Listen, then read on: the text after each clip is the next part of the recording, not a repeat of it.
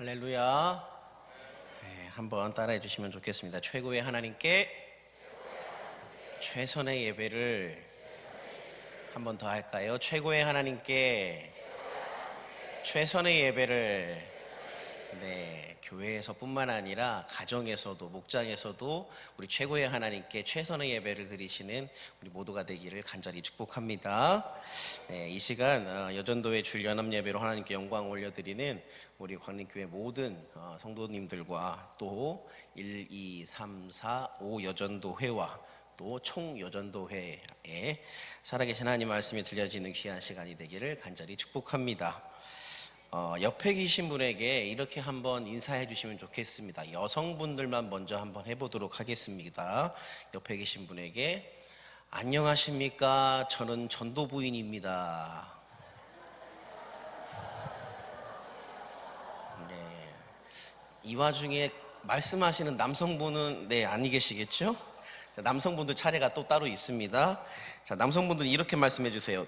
네, 저는 전도 부인 덕에 사는 그대의 남편입니다.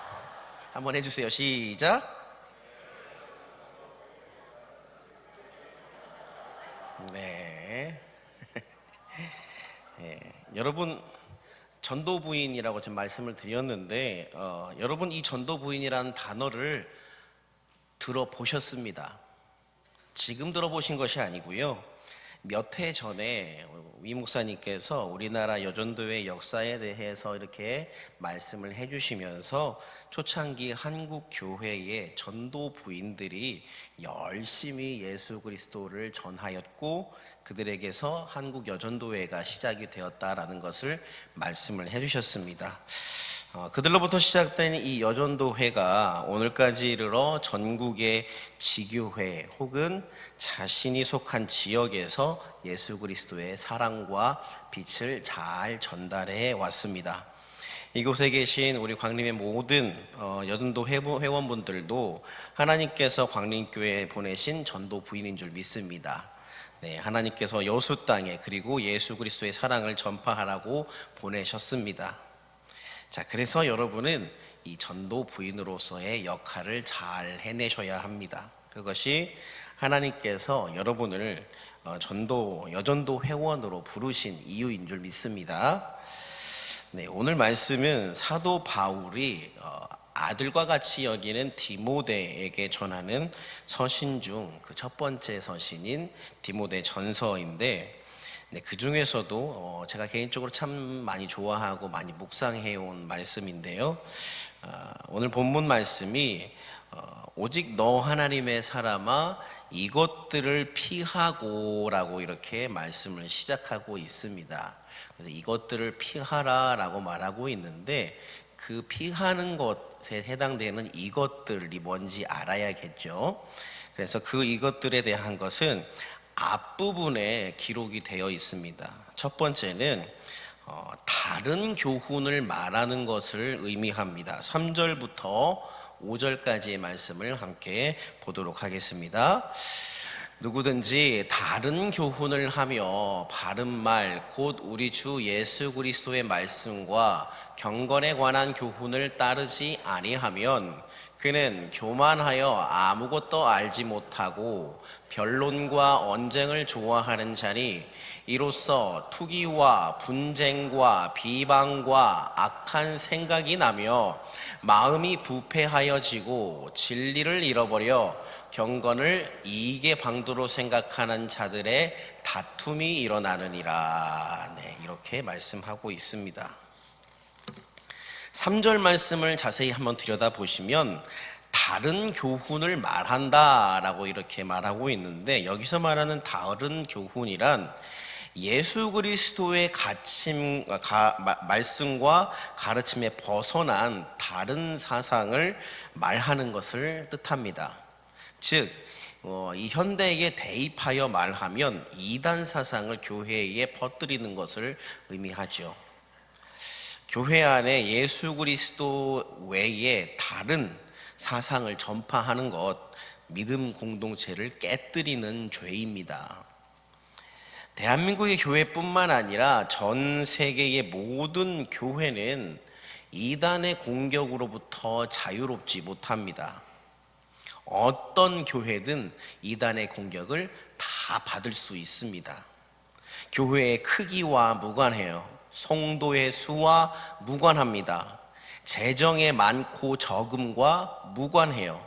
오직 예수 그리스도 외에 다른 것을 가르치고 퍼뜨리면 그것은 다른 교훈을 말하게 되는 것입니다. 자, 이어서 두 번째입니다. 두 번째는 바로 교만입니다. 4절 말씀을 함께 보도록 하겠습니다. 그는 교만하여 아무것도 알지 못하고 변론과 언쟁을 좋아하는 자니 이로써 투기와 분쟁과 비방과 악한 생각이 나며 라고 말씀합니다.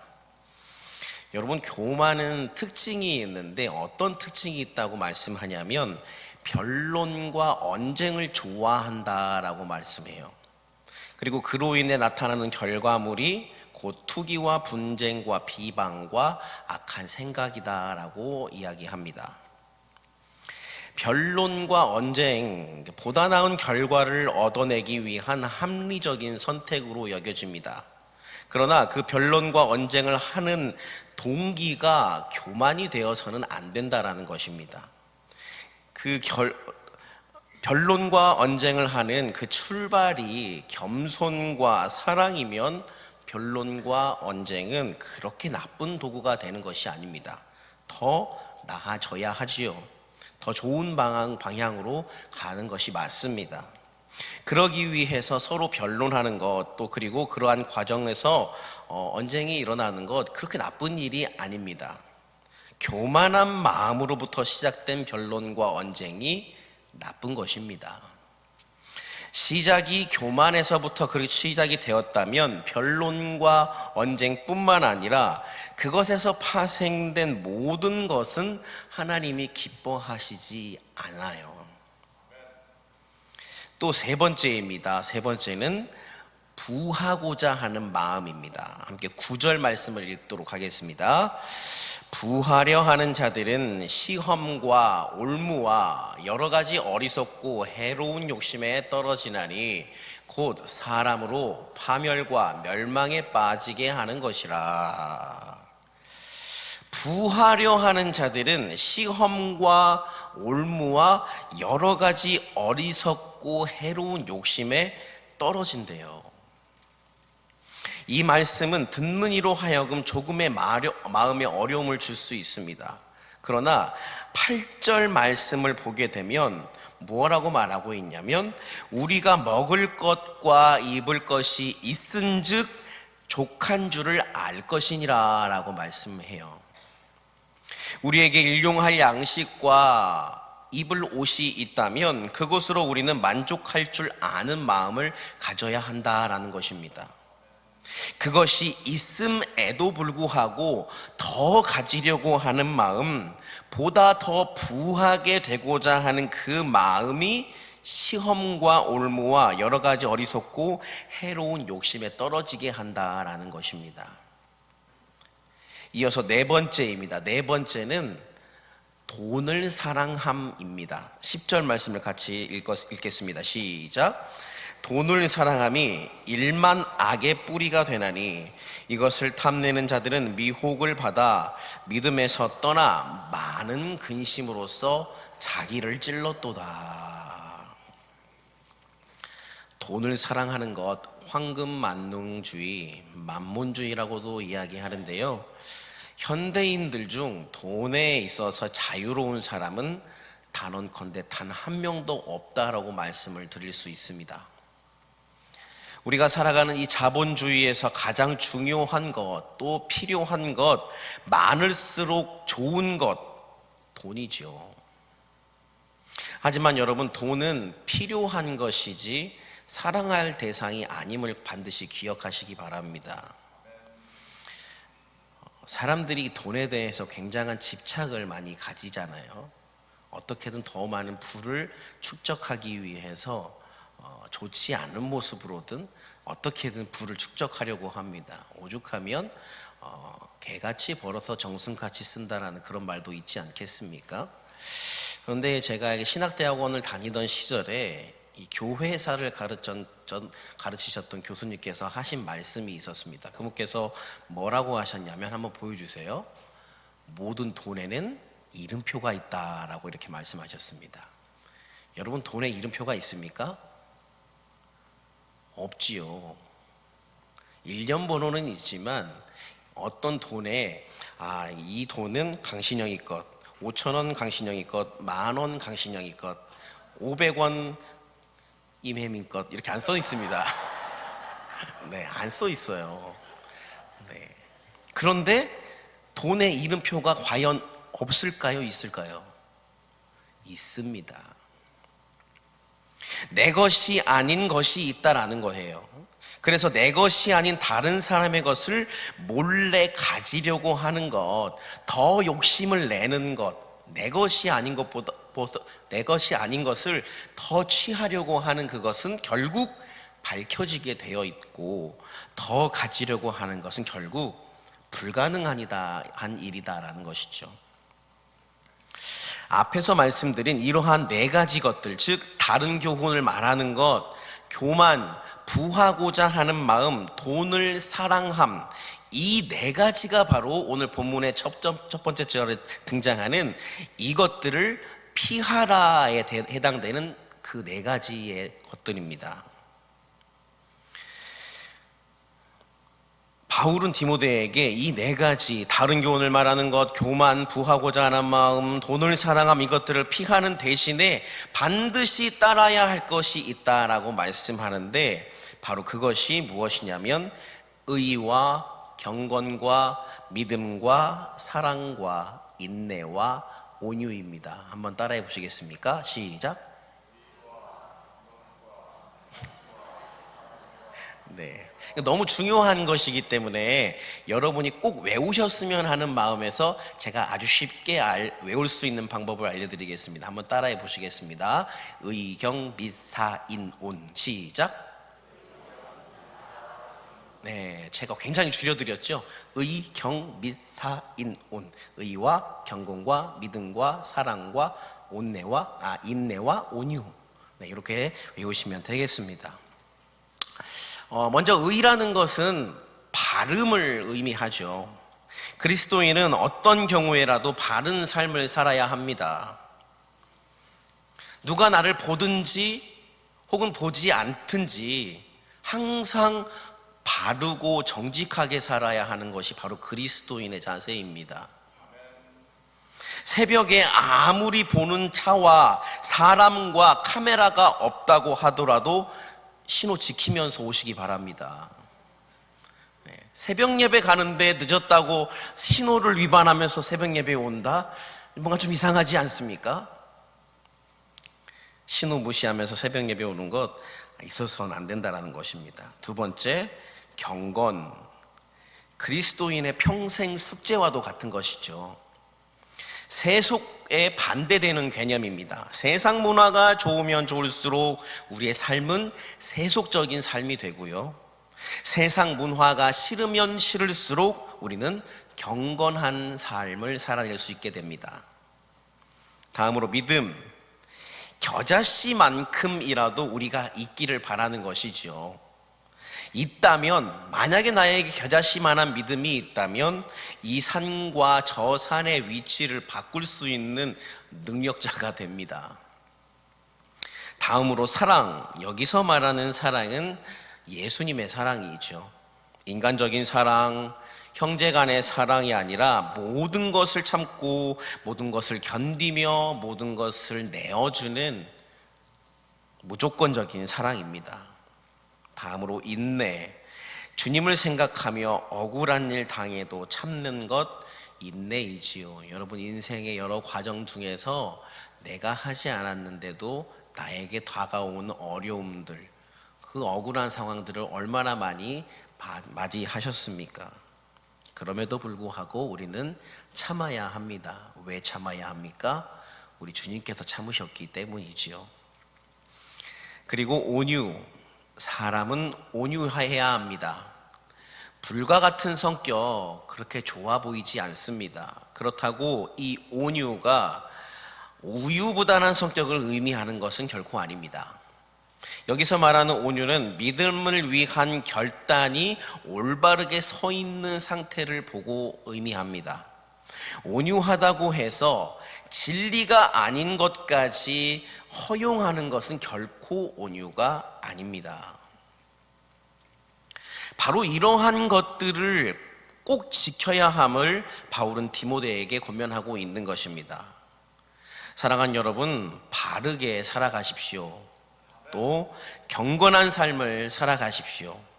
믿음을 굳건히 하십시오. 사랑하십시오. 인내하십시오. 온유한 사람이 되십시오. 오늘 여러분에게 주시는 하나님의 명령입니다. 그리고 또 하나, 우리는 믿음의 선한 싸움을 계속해서 해 나가야 하는 사람들입니다. 믿음의 선한 싸움이라고 해서 나 교회 가야 하니까 주일에는 일체 나를 찾지 말아라. 전화도 하지 말고 문자도 하지 말고 카톡도 하지 말아라. 교회에 있으면 내가 그거 볼 시간이 없다. 밥 알아서 잘 차려 먹어라. 냉장고 열어보면 다 있다. 이렇게 하시면 안 된다라는 거예요. 믿음의 선한 싸움은 타인과 하는 것이 아니라 나 자신과 하는 것입니다. 나의 마음에 사탄 마귀가 충동질할 때에 그것을 이겨내는 마음이 있어야 합니다. 영적 전투에서 승리해야 해요. 사도 바울은 이것들을 디모데에게 권면하면서 마지막으로 무엇이라고 말하고 있냐면 14절 말씀 함께 읽어주시기 바랍니다. 시작. 우리 주 예수 그리스도께서 나타나실 때까지 흠도 없고 책망 받을 것도 없이 이 명령을 지키라. 아멘. 이 말씀을 바라보게 되면 정말로 저렇게 할 수 있는 사람이 있을까?